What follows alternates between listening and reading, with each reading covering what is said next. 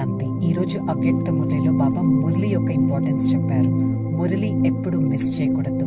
ప్రతిరోజు మురళి ద్వారా మనకి యాద్ ప్యార్ ప్రియ స్మృతులు లభిస్తాయి.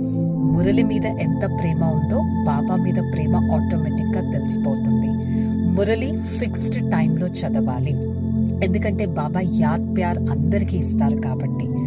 మురళి ఏ విధంగా అన్నా చదవండి, ఫోన్ ద్వారా అన్నా చదవండి, కానీ మురళి యొక్క అటెండెన్స్ ప్రతిరోజు ఉండాలి. బాబా పరంధామం నుంచి వస్తారు మనకి మురళి వినిపించడానికి.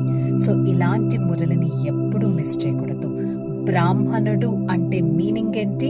సదా మురళి పైన ప్రేమ ఉండేవారు అని అర్థం, సేవ చేసేవారు అర్థం. మురళి ఉమంగ ఉత్సాహంలోకి తీసుకెళ్తుంది. మురళి బాబాతో మనల్ని తీసుకెళ్తుంది. సో ఇలాంటి మురళిని నేను ఏ రోజైనా మిస్ చేస్తున్నానా అనేది చెక్ చేసుకోవాలి.